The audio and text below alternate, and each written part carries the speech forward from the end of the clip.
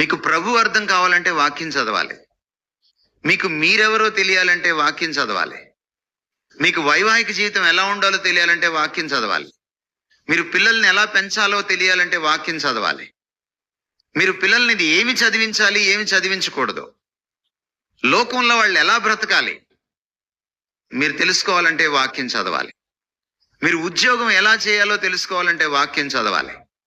మీరు పక్కింటలతో ఎలా ఉండాలో తెలుసుకోవాలంటే వాక్యం చదవాలి. మీరు ప్రభుత్వానికి ఎలా లోబడాలో తెలుసుకోవాలంటే వాక్యం చదవాలి. మీరు పన్నులు ఎలా కట్టాలో తెలుసుకోవాలంటే వాక్యం చదవాలి.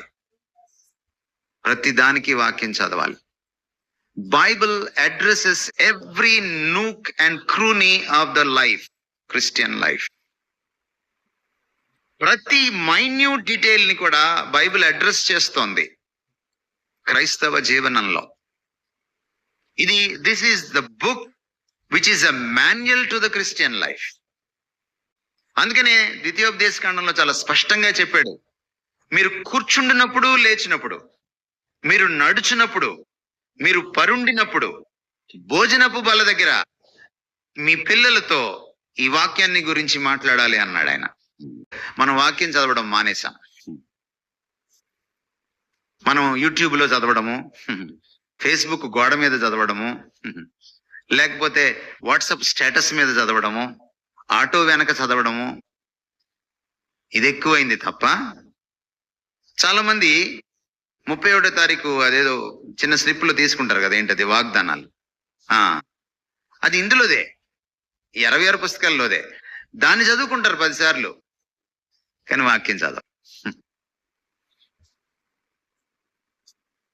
ఈ వాక్యం చదవడం మానేయడం వల్ల మనకి ఈ రోజున చాలా అర్థం కావట్లేదు. Bible is a matchless book. Matchless.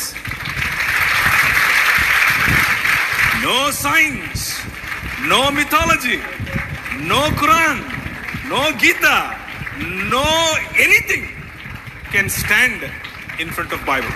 Bible ఎదురుగా ఏది నిలబడలేదు, అంత గొప్పది బైబిల్. అది కేవలం ఊరికి స్టేట్మెంట్ కోసం చెప్తున్నాను అనుకోవద్దు.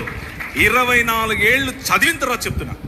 24 ఏళ్ళ నా కఠోర పరిశ్రమలో నాకు తేలింది, దాన్ని కొట్టేది రాలేదు, ఇక రాదు. అది బైబిల్. మొత్తానికి బైబిల్ ఏం చెప్తుంది అని అంటే, దేవుని రాజ్య వారసులుగా కాకుండా సొంత రాజ్య నిర్మాణాలు, సొంత ఆలోచనల్లో బ్రతికితే మనిషి ప్రతి ఒక్కడు పాపమే చేస్తున్నాడు అన్నది చెబుతుంది బైబిల్. దానికి మినహాయింపు కేవలము యేసుక్రీస్తు మాత్రమే.